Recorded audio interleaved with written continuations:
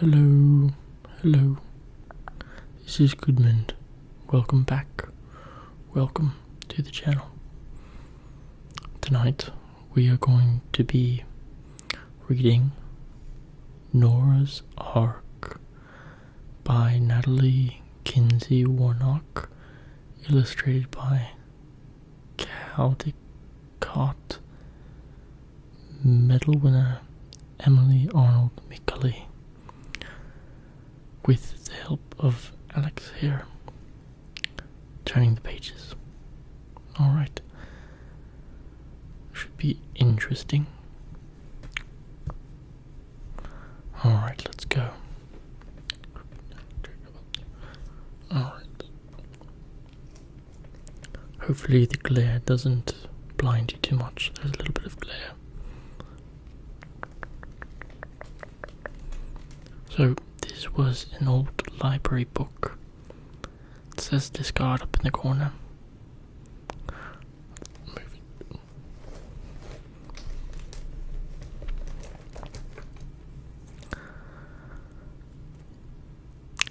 A flood is coming.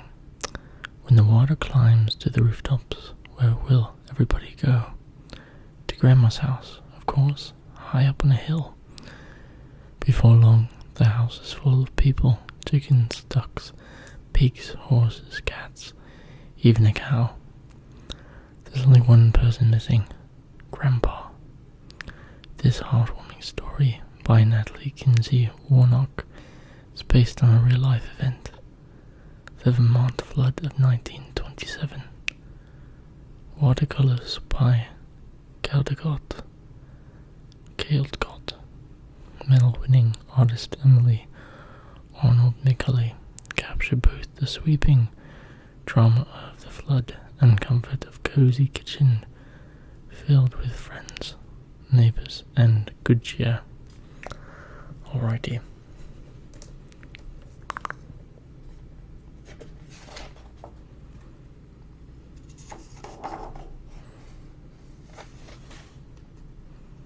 Nice imagery.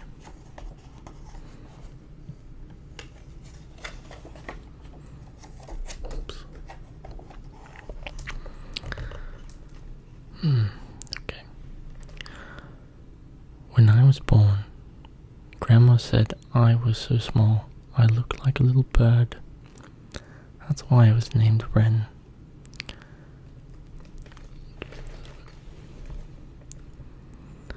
Grandma may look small too, but she's made of granite, and she says I'm tough, just like she is.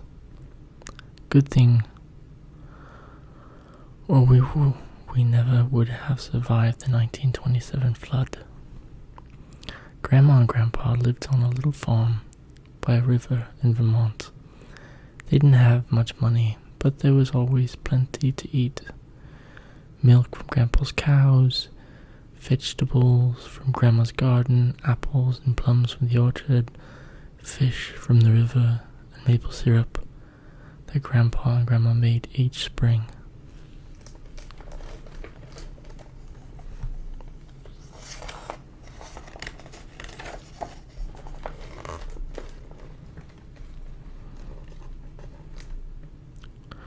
That's pretty. Grandpa was building Grandma a new house. It sat on a hill, and when finished it would have electricity, a Ringer washing machine, and best of all, indoor bathroom. I don't need a new house, Horace, Grandma said.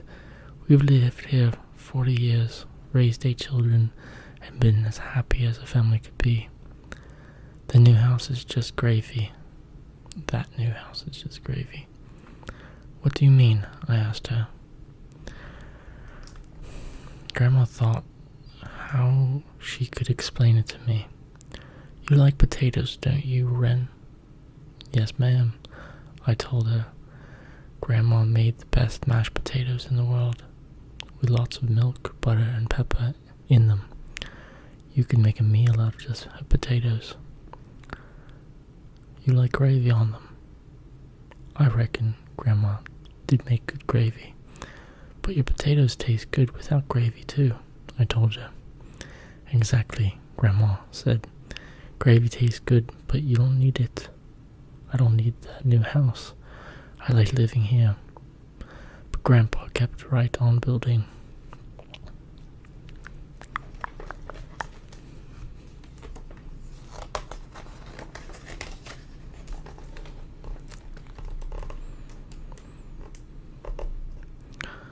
When it began to rain on November 2nd, 1927, no one along the river had any idea 9 inches of rain would fall in 2 days. Life in Vermont was about to change forever. The rain came down in torrents. It drummed so loudly on the roof we couldn't talk. Grandma spent the morning baking bread. By noon she'd made 27 loaves. Grandma, why you make so much bread? I shouted. Grandma watched the water stream down the windows. We might need it, she said, but I couldn't imagine how we'd eat 27 loaves of bread. When Grandpa came in for lunch, he poured a quart of water out of each boot. I've never seen the river rise so fast, he said. I think we'd best get up to the new house. For once, Grandma didn't argue. By the time she had packed quilts, candles, her photo album, and a sack of potatoes, the water was up to the porch.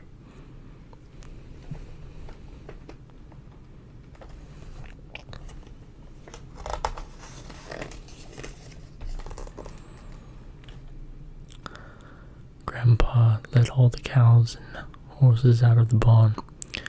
What will happen to them? I asked. They'll get to higher ground and be all right, he said. Don't worry, Wren. But I could tell he was the one who was worried.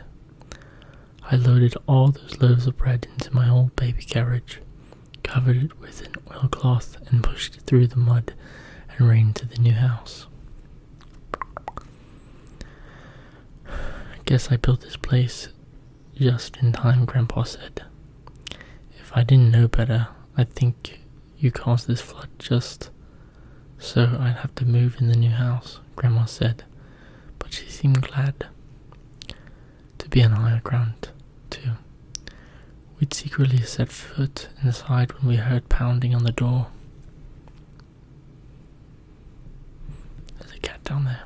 Meow.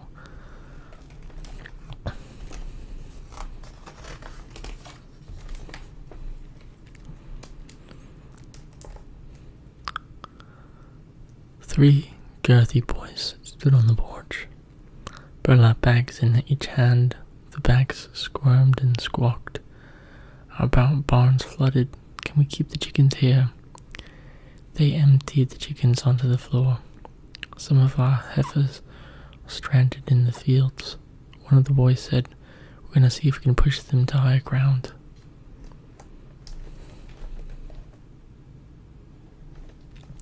I'll go with you, Grandpa said. May I go too? I asked. No, Grandpa and Grandma both said at once. Be careful, Grandma told him. And he and the boys disappeared through the rain. Even with all those chickens, the house seemed empty and Grandpa gone. Grandma saw me shiver and wrapped a quilt around me. It's getting colder, she said. I wish I had my cook stove here. She held me close as we stood watching the rain. I wish Grandpa would come back, I said. Me too, said Grandma.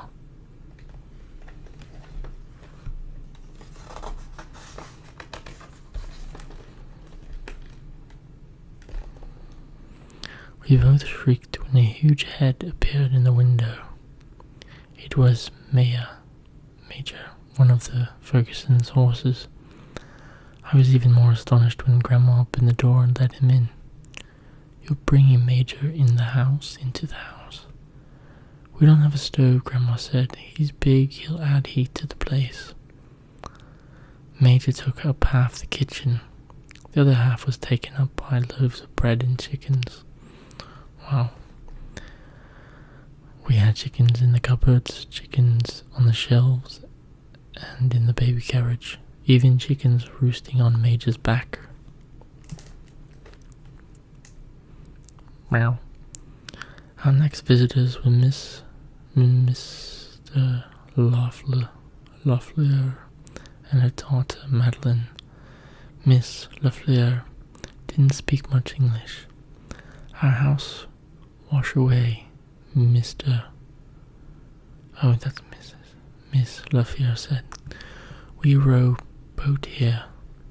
Madeline looked around the kitchen and her eyes opened wide. Des poulettes dans les chiottes de bébé. I don't know if I'm saying that right.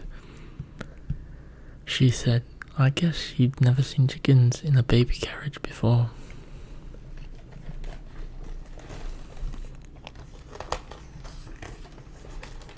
Goodness gracious. Sorry, you can't really see the text. By nightfall, the house was full to bursting. Besides Miss Loeffler and Madeline, Mr. and Mrs. Guthrie, the Fergusons, and Craig family had moved in. 23 people in all. There was also 3 horses, a cow, 5 pigs, a duck, 4 cats, and 100 chickens. Wow. Quite the noise.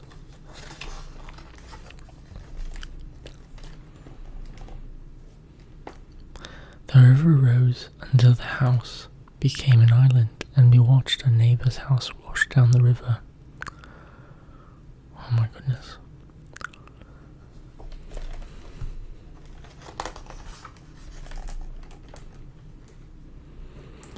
Mr. and Mrs. Guthrie had bought a side of salt pork with them, though we had no way to cook it. The Fergusons had saved the radio, a skillet, a bag of dried apples, and 3-legged cat.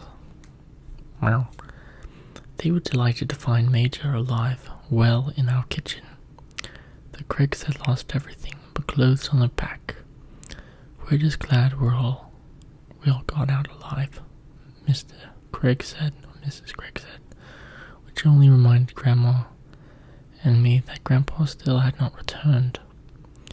We had bread and dried apples for supper, rainwater. Madeline and I scooped out of Loeffler's rowboat. The water had a few fish scales in it, but no one complained.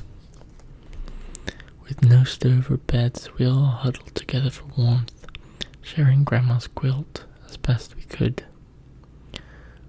We sang Scottish songs, and row, row, row your boat in a round, and Miss Loeffler taught us La Clairefontaine. A tune brought tears to our eyes, even though we couldn't understand the words. Miss Guthrie told how Grandfather had fought at Gettysburg, and Mr. Craig kept on laughing with stories of boyhood days and logging camp in Maine. If it hadn't been for the thought of Grandpa out there somewhere, it would have almost seemed like a party.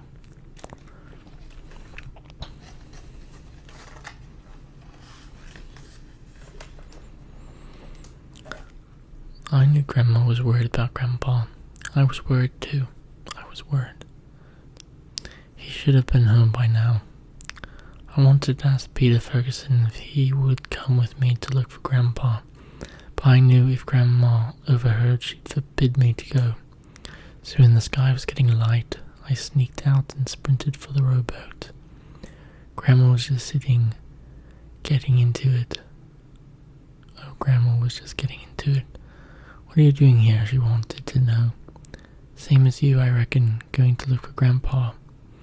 It's too dangerous, Grandma said. Go back to the house. But I shook my head.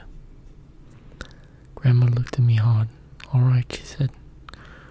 We'll look for him together. I pushed us off into the water and was full of furniture and trees and dead animals. Grandma had to be careful where she rode. It was raining so hard I had to keep bailing out water out of the boat.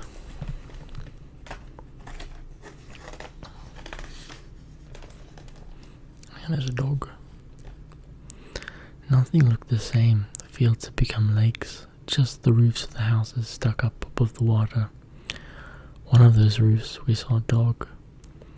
Why, I believe that's Sam Burrows' collie, Grandma said, and she rode toward the house. The collie barked when she saw us coming. I held on the roof steady to steady the boat.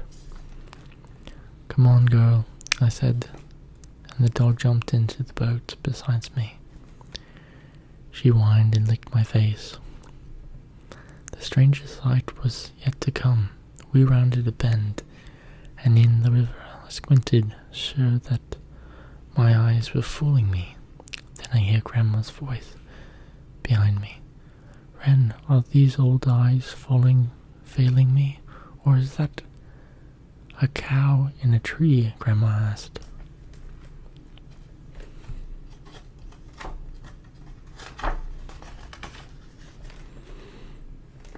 Goodness. It was indeed a red and white. Aisha was wedged into the crooked formed by two branches, and she was bawling piteously. Higher up in the branches was a man. He was hollering almost as loudly as the cow. "I believe we found Grandpa," Grandma said, relief flooding her face. "I was on my way home when I got swept away by the water," Grandpa said.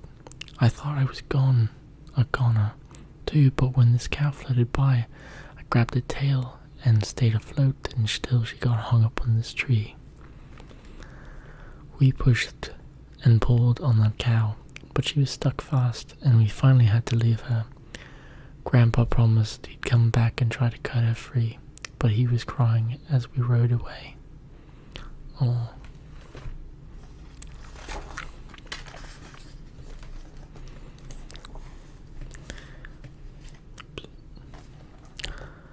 "Goodness," Grandma said. "All the fuss over a cow." But Grandpa wasn't crying over just one cow.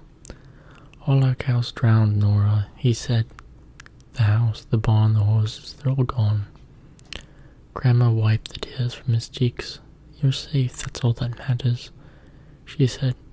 "We'll have to start over," Grandpa said, and Grandma smiled. "We can do that," she said. Grandpa smiled back at her.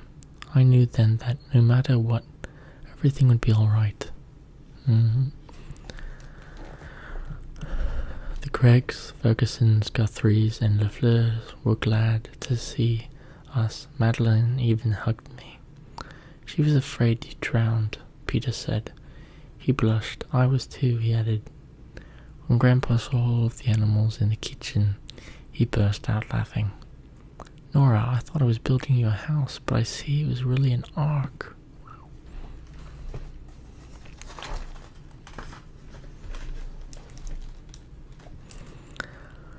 It took 3 days for the water to go down, enough so our neighbors could see what was left of their farms. Grandpa put his arm around Grandma. "I'll finish this house the way you want it, Nora," he said, but she shook his head when the Fergusons led Major out. "I don't know as I'll ever be able to get those hoofprints out of the floor," he said. "I've now lived in my grandparents' house for more than 40 years, and those hoofprints are still in the floor. I never sanded them out because they remind me of what's important. Family, friends, and neighbors, helping neighbors. Like Grandma said, everything else is just gravy."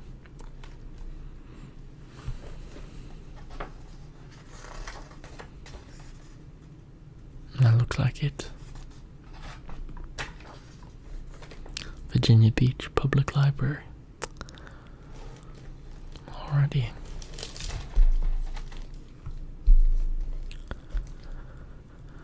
Houses underwater, cows stuck in trees. Is anywhere safe from the flood? Alright, that's that's gonna be it for this video. I hope you liked Nora's Ark. Till next time, have a good day, good night, and we will see you in the next one. Goodbye.